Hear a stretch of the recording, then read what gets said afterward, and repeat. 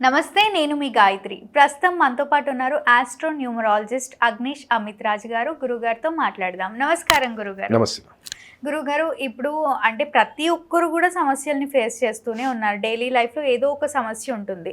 So మేషరాశి వారి గురించి మాట్లాడుకుందాం. మేషరాశి వారికి ఎన్నో సమస్యలు ఉంటాయి. సంతాన యోగం కానివ్వండి, వివాహ యోగం, ఉద్యోగ యోగం, విదేశీ యోగం. ఈ రాశి వారికి మంత్రం, క్షేత్రం లేదైనా ఏ దేవుణ్ణి ఆరాధించుకుంటే మంచిదంటారు నిత్యం కూడా ఒకసారి తెలియజేయండి. తప్పకుండా. అంటే ఫస్ట్ ఆఫ్ ఆల్ అయితే మనం రాశికి చెప్పము. కాకపోతే ఏంటంటే ఒక మంత్రం ఏంటంటే వీళ్ళు మేషరాశి వారి తత్వం ఏంటిది, కష్టపడతారు. కాకపోతే ఏంటంటే కష్టానికి తగ్గట్టు ఫలితం ఉండదు. ఓకే. రికగ్నైజేషన్ తొందర రాదు వీళ్ళకి. ఒకటికి 2 సార్లు కష్టపడాలి. ఎందుకంటే ఇందులో స్టార్టింగ్ వచ్చే నక్షత్రమే కేతు నక్షత్రం. ఆ కేతు నక్షత్రంతో మొదలైన రాశికి 1-2 సార్లు కష్టపడాలి. పడతారు బాగానే, వీళ్ళు అర్థం చేసుకుంటారు, కష్టపడతారు, మళ్ళీ కోపం తొందరనే వస్తుంది. ఇంకోటి ఏంటంటే వీళ్ళని కరెక్ట్ గైడ్ మనం చేయగలిగితే, చిన్నప్పటి నుంచి మనం కరెక్ట్ వీళ్ళని గైడ్ చేయగలిగితే వీళ్ళంత పర్ఫెక్ట్ ఎగ్జిక్యూటర్ ఇంకోటి ఉండడు. ఏదైనా పని నువ్వు టాస్క్ ఇచ్చావనుకో, వాడు 100% అది ఫిజికల్గా కానీ మెంటల్గా కానీ. కొంచెం మెంటల్గా వీళ్ళకి కొంచెం షార్ట్ టెంపర్ కాబట్టి ఎడ్యుకేషన్ రిలేటెడ్లో కొన్ని డిస్టర్బెన్సెస్ వస్తాయి వీళ్ళకి చిన్నప్పటి నుంచి. ఎందుకంటే వీళ్ళు ఏమంటారంటే మేషరాశి అనగానే కుజుడు రాశి. కుజుడు ఏంటి, ఫిజికల్ యాక్టివిటీ.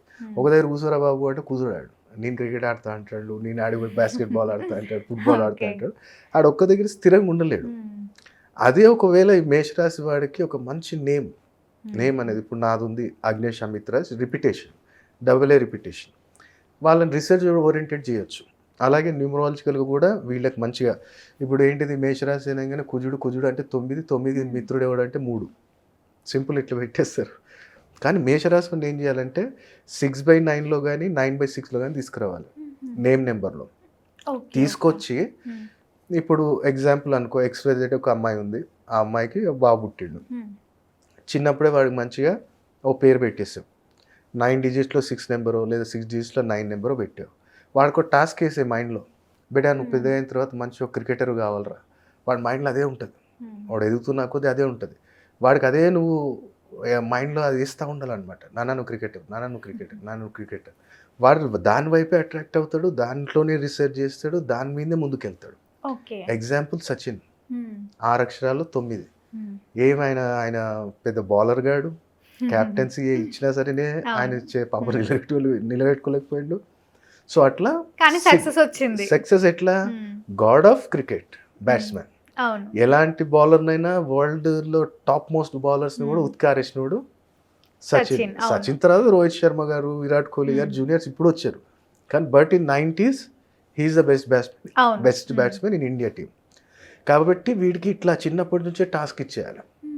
అలాగే కొంతమంది పొలిటీషియన్స్ ఉంటారు. మేషరాశి వాళ్ళు చాలామంది పొలిటీషియన్స్, మంచి హైట్, పర్సనాలిటీ, లీడర్షిప్ క్వాలిటీస్ వీళ్ళలో ఉంటాయి. ఒకవేళ మేషరాశిలో వీడు పుట్టి ఆ మేషరాశిలోనే కానీ రవి ఉంటే చిన్నప్పటి నుంచే వీడికి మైండ్లో వేసేయాలి, నువ్వు మంచి పొలిటీషియన్ కావాలరా. లేదంటే మంచిగా బుధుడు కానీ కన్యారాశిలో ఉన్నాడు అనుకో, నువ్వు మంచి బిజినెస్ మ్యాన్ కావాలరా, మన బిజినెస్ టేక్ ఓవర్ చేయాలరా. మార్వాడీలు అదే చేస్తారు. మార్వాడీ జెంట్స్ ఉన్నారు చూడు, వాళ్ళకి ఎడ్యుకేషన్ ఉండదు. వాళ్ళు ఏం పెద్ద పీజీలు గ్రాడ్యుయేషన్ చేసిన వాళ్ళు ఉండరు. 10th క్లాస్ దాకా చదివితే చాలు, బిల్లు మీద పేరు రాయడానికి లెక్కలే పేరు రాయి అంతే. ఇంకేం నువ్వు నాకేమి ఫారెన్ పోనక్కర్లే, వాళ్ళు ఏడి పోరాలు. ఒక దగ్గర షాప్ చూస్తారు, వాళ్ళ కొడుకు పెద్దగా హార్డ్వేర్ షాప్ పెట్టేస్తారు, చూడు నాన్న, లేదంటే పెయింటింగ్ షాప్. ఇట్లా వాళ్ళకి చిన్నప్పటి నుంచే మైండ్. వాడికి పెరుగుతున్న అట్మాస్ఫియర్ ఏంటిది, అరే బాబాయ్ కౌంటర్ మీద కూర్చుండు, డాడీని మెటీరియల్ మొత్తం సప్లై చేపిస్తుండు, ఓహో రేపటి నాడు మనం కూడా ఇదే చేయాలి, అది చిన్నప్పటి నుంచి మైండ్లో. కానీ మనం ఏం చేస్తాం, మన కొడుకే కదా ఉండాలి ఇప్పటి నుంచి ఏంటి అని నువ్వు వదిలేస్తావు. నిజమే. నేను కూడా మొన్న ఒక మార్వాడి షాప్కి వెళ్ళినా, బట్ నన్నే అడుగుతున్నాడు, మీరు ఎంత చదువుకున్నారు, ఎంత సంపాదిస్తున్నారు. నేను 8th చదువుకున్నా, 70,000 సంపాదిస్తున్నా అని. చూడు మరి, అది ఎడ్యుకేషన్ నాలెడ్జ్ సంబంధమే లేదు. అది ఇప్పుడు నన్ను చూస్తే కూడా చాలా మంది అనేది ఏంటిదంటే, నేను ఇంగ్లీష్ మాట్లాడితే వాళ్ళు అనుకుంటారు ఏదో పీజీయో డిగ్రీయో చేసిండు అనుకుంటాడు. నేను చదివింది 3వ క్లాస్ రా భయ్. నా చదువుకి నాకు సంబంధమే లేదు. I can speak in 5 languages, Tamil, Marathi, Hindi, Urdu, English. ఈ 5 లాంగ్వేజెస్ ఎట్లా నేర్చుకున్నాం అంటే పరమేశ్వర్ దయ, మా గురుగారు ఇచ్చిన నెంబర్ 14 డిజిట్స్లో 41 నెంబర్. సో అట్లా ప్రతి రాశి వారికి క్యారెక్టర్స్ సేమ్ ఉంటాయి అంటే డిఫరెంట్ కూడా ఉంటాయి. కొన్ని సందర్భాల్లో ఏమవుతుందంటే మేషరాశివాడికి పుట్టినప్పుడు వాడిది మేషరాశి అయింది, అవును. లగ్నం కూడా మేషలగ్నం అయింది అనుకో, ఉమ్. చంద్రుడు మంచి లగ్నంలో కూర్చున్నాడు, బుధుడు మంచిగా కేంద్ర స్థానంలో ఉన్నాడు, దాంతోపాటు రవి కానీ కేంద్ర స్థానాలలో ఉన్నాడు అనుకో, ఉమ్. చాలా డాక్టర్గా పెట్టా, డాక్టర్కి చిన్నప్పటి నుంచి ఆయన మైండ్లో వేసేయాలి. లేదంటే డాక్టరే కాదు, అనెస్థీషియస్ట్, ఆర్థోపెటిషియన్, నా న్యూరో సర్జన్, ఉమ్. ఇట్లా మనం వాళ్ళ జాతకాలు చూసి ఆ రాశి వారికి చిన్నప్పటి నుంచి ఆ మైండ్లో వేసేయాలి. ఓకే. మళ్ళీ ఇంకోటి తలకాయ నొప్పి ఏంటంటే మేషరాశి వాళ్ళకి కానీ నేమ్ కరెక్ట్ పడకుండా నిక్ నేములు పడ్డాయా ఈ కాళ్ళకి దెబ్బలు తగులుతూనే ఉంటాయి, చాలా క్రిటికల్. ఏదో రకంగా ఫ్రాక్చర్ కావటం, దెబ్బలు తగలటం. ఉమ్. అంటే ఇప్పుడు అనుకో ఎగ్జాంపుల్, మేషరాశుడు ఉన్నాడు, వాడిని చిక్కు చిక్కు చిక్కు అని పిలుస్తున్నాం, లేదా చింటూ అని పిలుస్తున్నాం. వాడు ఎట్లా తయారవుతాడంటే నీ ఉన్న బంగారం కూడా తీసుకు అమ్మేస్తాడు. ఓకే.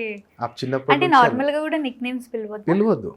ఇప్పుడు ఒక నేమ్ ఉందా, ఇప్పుడు నీకు ఇప్పుడు నీ పేరే, నేను నా ఫ్రెండ్ సర్కిల్లో కూడా ఉన్నారు, ఇప్పుడు ఒక ఆమె ఉంది గాయత్రి, వాళ్ళందరూ మా సర్కిల్ ఏమంటుంది తెలుసా, గాయి గాయి గాయి.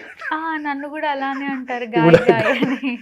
ఇప్పుడు అది గాయి అనేసరికి నీకు ఏమవుతుంది, 3 digits ఇంగ్లీష్లో, తెలుగులో కాదు. గాయి తెలుగులో 2 అక్షరాలు, ఇంగ్లీష్లో GAI అనుకో, అది 3 అక్షరాల్లో 5 సంఖ్య. స్ట్రగుల్ స్ట్రగుల్ స్ట్రగుల్, ఫైనాన్షియల్గా ఎప్పుడు సెటిల్మెంట్ కాదు అది. ఆ 3లో 5 మనకు పనికిరాదు, కామన్ పర్సన్. అది ఎవరికి, ఇండస్ట్రియలిస్ట్, పొలిటీషియన్స్కి. ఇప్పుడు నరేంద్ర మోడీ గారు ఉన్నారు, 12 అక్షరాల్లో 41 నెంబర్. ఆయన మాట్లాడితే మనకి హిందీలో మాట్లాడినా వినబుద్ధి అవుతుంది, ఎలా మాట్లాడినా వినబుద్ధి అవుతుంది. ఇంకా అట్లా కొన్ని రాసులకి చిన్నప్పటి నుంచే దైవారాధన. ఇప్పుడు మేషరాశి అనగానే కుజుడు అధిపతి, కుజుడు అంటే ఆంజనేయ స్వామికి వెళ్ళిపో అంటాడు. బెస్ట్ వీళ్ళకి అలవాటు చేయాల్సింది ఏంటంటే కాలభైరవ ఆరాధన వీళ్ళు చేయాలి. ఓకే. అష్టమికి దగ్గరలో ఎక్కడ కాలభైరవ టెంపుల్ ఉన్నా మంచి గుమ్మడికాయ దీపం పెట్టేసి ఆయన మంచి జిలేబీ, పెరుగు నైవేద్యం పెట్టాలి. అప్పుడు ఇలా అనుకుంటున్న పనులలో ప్రతి దాంట్లో సక్సెస్ ఉంటుంది. ఓకే. అలాగే సంవత్సరానికి ఒకసారి నీ ఇన్కమ్ బట్టి, నీ బడ్జెట్ బట్టి, ఎండాకాలం కానీ వానాకాలం కానీ ఎవరికైనా గొడుగులు పంచు, మల్టీ కలర్, బ్లాక్ ఒకటే కాకుండా మల్టీ కలర్ గొడుగులు ఎవరికైనా పంచు. కుదిరినప్పుడల్లా హాస్పిటల్ దగ్గర ఎవరైతే కొంచెం పేదవాళ్ళు ఉంటారో వాళ్ళకి అడ్రస్ ఇస్తూ ఉన్నాం. ఓకే. ఫైనాన్షియల్గా నీకు ఎక్సలెంట్ రిజల్ట్ ఉంటుంది నీకు. అలాగే అప్పుడప్పుడు నీకు ఒకవేళ అవకాశం ఉంటే హార్సెస్ ఎక్కడన్నా దొరికితే, ఇప్పుడు నేను మలక్పేట రేస్ కోర్స్కి వెళ్ళిపోతా, అక్కడ నాకు తెలిసిన వాళ్ళు ఉన్నారు, వాళ్ళకి అడిగి నేను మంచి చోలా చిన్న పెడతా వాళ్ళకి. నీకు ఎప్పటికీ నీకు సంతానానికి కానీ నీ డబ్బు దుబారా ఖర్చు కావటం కానీ జరగదు హార్సెస్ పెడితే. అది చోలా చెన, వైట్ చెన వస్తుంది కదా, అది పెట్టాలి. ఇంకోటి ఆంజనేయ స్వామి కూడా ఆరాధన చేయాలి. ఎట్లా, సంపెంగ నూనెతో దీపం పెట్టాలి, అందులో ఒక రాగి తీగేసి పెట్టాలి. సాటర్డే వీళ్ళు ట్యూస్డే ఉరుకుతారు, కానీ వీళ్ళు వెళ్ళాల్సింది శనివారం రోజు వెళ్ళి మంచి సంపెంగ నూనె పోసి దాంట్లో చిన్న తీగ, నెలకు ఒకసారి ప్రాబ్లం ఏం లేదు, వారం చేయాలని ఏం లేదు, నెలలో ఒకసారి ఈ రకంగా దీపం పెడితే నీకు శత్రుబాధ ఉండదు, జాబ్ దగ్గర ఎలాంటి శత్రువులు ఉండరు, జాబ్లో కూడా మంచి గ్రోత్ ఉంటుంది, మనకి టైం టు టైం ఇంక్రిమెంటో ఏదో ఒక రకంగా మేషరాశులకు కలిసి వస్తుంది. సో సంపెంగ నూనె చిన్న రాయి తీగ దాంట్లో వేసేసాయి, మంచిగా దీపం ముట్టించేసాయి. బెల్లము, శనగలు అంటే కొంచెం ఎంచిన శనగలు వస్తాయి, ఇట్లా పొట్టు ఇట్లా అనగానే ఊడిపోతుంది. ఆ శనగలు ఓ డొప్పలో చిన్న బెల్లం ముక్క, కొన్ని శనగలు అవి నైవేద్యం పెట్టు. ఒకవేళ గర్భగుడిలో తీసుకోవట్లేదు అంటే ధ్వజస్తంభం దగ్గర పెట్టి, లేదు అనుకుంటేనేమో నార్మల్గా టెంపుల్స్లలో ఏదైనా చిన్న విగ్రహం కూడా బయట పెడతారు, పక్కన వెనకకు అటు సైడ్ పెడతారు. సో అక్కడ పెట్టు, మంచి దీపం పెట్టేసి ఇది అక్కడ పెట్టినట్టయితే అల్టిమేట్ రిజల్ట్ ఉంటాయి. కాబట్టి మేషరాశి వాళ్ళు ఎప్పుడు కానీ ఒకటి గుర్తుపెట్టుకో, అన్నదమ్ములతో రిలేషన్ మంచిగా పెట్టుకో, పెద్దనాన్నతో ఎప్పుడు గొడవ పెట్టుకోకు, పెద్దనాన్నతో ఏమన్నా గొడవలు ఉన్నా కాంప్రమైజ్ చేసుకో, నీకు ఎప్పటికీ ఏ రకమైన ఇబ్బందులు ఉండవు. వీళ్ళు రెండే, తల్లిని మంచి చూసుకో. మేషరాశుడు ఎప్పుడైతే తల్లిని మంచి చూడటం వదిలేస్తాడో రిలేషన్ పోతుంది, పైసా పోతుంది, నీకు సొసైటీలో నీ పేరే పోతుంది. అందుకనే ఇప్పుడు ఒక ఆయన నాకు ఇదేంటి మన జూలై అంటే మార్చ్లో ఒక క్యాండిడేట్ వచ్చాడు, ఎవరిదో మహానుభావుడిది యూట్యూబ్లో ఒక వీడియో చూసిండంట మార్చ్లో. మరి ఎట్లా చెప్పిండో ఆ మనిషి నాకు తెలియదు. ఆ వ్యక్తి అంటే జాతకం చూపించుకుని పోతే మీ అమ్మ నీ దగ్గర ఉన్న రోజులు నీకు డెవలప్మెంట్ ఉండదని చెప్పిండట.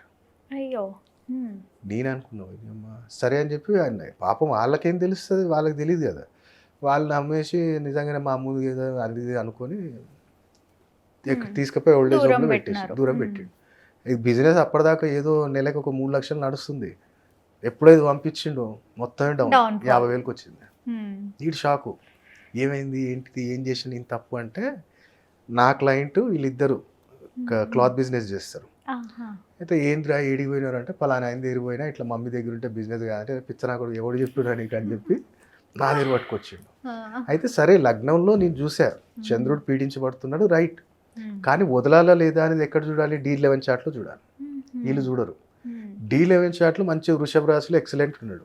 D11 చార్ట్ ఏంటిది? లాభం బిజినెస్లో. వీడు ఓన్లీ రాశి బేస్ మీద చెప్పేసిండు ఈ వ్యక్తి ఎవరైతే ఆస్ట్రాలజర్. చెప్పేసరికి నేను అన్న, అమ్మని ఏ రోజు దూరం చేసుకో, పర్సనల్ చార్ట్ చూడలేదు. ఆ D11 చార్ట్ చూడలే అతను. ఈ ఓన్లీ నవాంశ రాశి చక్రం చూసి చెప్పేసిండు. నేను ఇమీడియట్లీ అన్న, తెచ్చుకో అమ్మని తీసుకొచ్చుకో, నీకు ఒకటి పరిహారం చెప్తా, ఆ పరిహారం చేయని అన్న.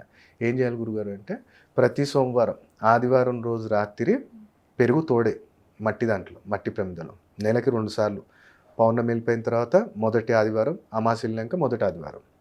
నీకు ఏ రోజు బిజినెస్ దోక ఉండదు, నీ మమ్మీ నీతోటే ఉండదు. సో ఏం చేయాలి? పెరుగు తీసుకో, మంచిగా తోడే గడ్డగడుతుంది కదా, సగం తీసుకొని మురికి కాలువలో పడే, సగం మురికి కాలువలో, శుక్రకేతువులు న్యూట్రల్, సగం తీసుకొని మంచి అన్నం కలిపి సగం శివయ్యకి సగం గోమాతకి. కానీ నాకు ఇప్పుడు తెలిసి దాదాపు ఈ monthly 3 lakhs 4 lakhs turn over ఉన్నోడు, చిన్న షాపే వాళ్ళ పాపం, ఇవాళకి నాకు వాడు చెప్పి విచిత్రం అవుతుంది. సార్ మినిమం 15 lakhs పైన అవుతుంది సార్ బిజినెస్. మమ్మీ హ్యాపీ కదా, ఉన్నావు కదా అట్లా అని చెప్పి ఇక వాళ్ళ బిజినెస్ వాళ్ళు అందరు పట్టుకొచ్చారు. ఇక నా గురుగారు చెప్తారు రండి అంటే వాళ్ళు కూడా అడుగుతారు కమ్మా, వీడికి ఇంత బిజినెస్ ఉండేడు, ఉన్నట్టుండి ఇంత బిజినెస్ చేస్తుండే, ఏడికి వచ్చినరా అంటే, ఆ మనసు మంచిది కాబట్టి అట్లా మా గురుగారు మా ఫ్రెండ్ ఒక ఆయన తీసుకెళ్ళిండు, కల్పించిండు అంటే వాళ్ళు కూడా వచ్చి మెల్లమెల్ల ఒక స్థాయికి వచ్చారు వాళ్ళు. సో మేషరాశి వాళ్ళు కూడా ఏంటంటే, ఒక మంత్రం, చిన్న మంత్రం చెప్తాను, ఈ మంత్రం ప్రతిరోజు ఒక 51 times చదువుకోండి. ఓం ఐం క్లీం సహ, ఓం ఐం క్లీం సహ, ఓం ఐం క్లీం సహ. ఈ మంత్రం కుదిరితే నీకు మంచిగా పంచముఖి రుద్రాక్ష ఆన్లైన్ ఆర్డర్ పెడితే దొరుకుతుంది, 200-300 కన్నా ఎక్కువ ఉండదు. అది తీసుకో. మార్నింగ్ నువ్వు జపం చేసేటప్పుడు ఏం చేయంటే, ఒక రాగి చెంబు పెట్టుకో, ఈ మాల దాంట్లో వేయి, ఈ మాల దాంట్లో వేసి ఈ మధ్యవేలులో తీసుకోవాలి మాల, ఈ మధ్యవేలు నుంచి దీన్ని తలనీయొద్దు. సో ఈ మధ్యవేలు నుంచి ఇట్లా లోపల తీసుకోవాలి. ఓం ఐం క్లీం సహ, ఓం ఐం క్లీం సహ.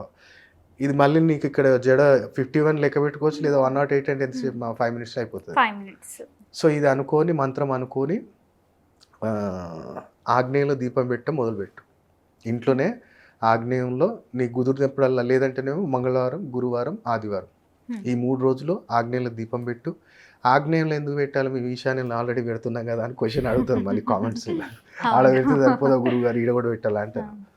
ఆగ్నేయం ఏంటంటే ఈశాన్యం అనేది నీ పేరు, నీ ఆరోగ్యము, నీ సంతానం. మరి నీకు పైసా కావాలిగా, అథారిటీ వద్దా, అధికారం వద్దా? అధికారం కావాలి, డబ్బు కావాలి, ఆకర్షణ శక్తి కావాలి, నా మాట సాగాలి అన్నప్పుడు ఆగ్నేయం శుక్రుడు, కుజుడు. సో ఎప్పుడు నువ్వైతే అక్కడ అగ్నిని ప్రజ్వలిస్తావో, ఒక రాగి ప్రమిద తీసుకొని దాంట్లో మంచిగా పసుపావాలు వేసి ఎరుపు రంగు ఒత్తుతో దీపం పెట్టినట్టయితే ఆటోమేటిక్ మేషరాశి వాళ్ళకి రిజల్ట్ అల్టిమేట్ ఉంటుంది. అంటే నెయ్యితోటి వీళ్ళు పెట్టాలి. ఇంకా మనం ఆగ్నేయంలో వేరే వాళ్ళకి కూడా ఇంకోటి చెప్దాం, ఇంకా మెటీరియల్ మారుతుంది. కొంతమందికి నువ్వుల నూనె, కొంతమందికి ఆవాల నూనె, కొంతమంది సంపెంగ నూనె, ఈ 12 రాశులలో ఒక్కొక్కళ్ళు ఒక్కొక్కటి చెప్దాం. కాబట్టి ఇదైతే మేషరాశి వారు ఈ యొక్క మంత్రాన్ని ప్రతిరోజు కూడా ఒక 108 సార్లు చేసుకొని మంచి, ఇంకా బెస్ట్ అంటే సూర్యభగవానికి అర్ఘ్యం ఇవ్వండి. ఎట్లా అర్ఘ్యం ఇవ్వాలి ఎట్లా అంటే, నేను చాలామంది అంటారు నువ్వు ఇస్తున్నావు గురుగారు, నువ్వు కామెంట్లో చూడు పెడతారా, నేను ఇస్తున్నా, ఏం చేస్తున్నా, ఎట్లా ఇస్తున్నావు అంటే, రాగి చెంబులో నీళ్ళు తీసుకుంటున్నా, లేదా పటిక బెల్లం వేస్తున్నా, లేదంటేనేమో అక్షంతలు వేసి ఇస్తున్నా అంటున్నాను. అట్లా ఇయ్యక నేను ఇలా యాంటీబయాటిక్ చెప్తా, తాంత్రిక పద్ధతి. రాగి చెంబు తీసుకో, 11 ఎండుమిరపకాయ గింజలు, ఎండుమిరపకాయ గింజలు 11 వేసి దాంట్లో అప్పుడు అక్షంతలు వేసి, అప్పుడు సూర్యభగవానికి చూపించుకుంటూ ఓం నమో భగవతే సూర్యాయ నమః అనుకుని మంచిగా వదిలేసి, అప్పుడు చూడు నీకు వర్క్స్లలో ఎట్లా ఉంటుంది మూమెంట్. అలాగే ఇంట్లో కూడా ఎంత ప్రశాంతత ఉంటుంది, నీకు కూడా బాడీలో ఆ ఎనర్జీ ఫీల్ అవుతుంది. కాబట్టి ఇది మేషరాశి వారు ఈ రకంగా చేసుకున్నట్టయితే వారు అనుకుంటున్న ప్రతి పనులలో సక్సెస్ అనేది తోడవుతుంది. తప్పకుండా గురువు గారు, ధన్యవాదాలు. నమస్తే.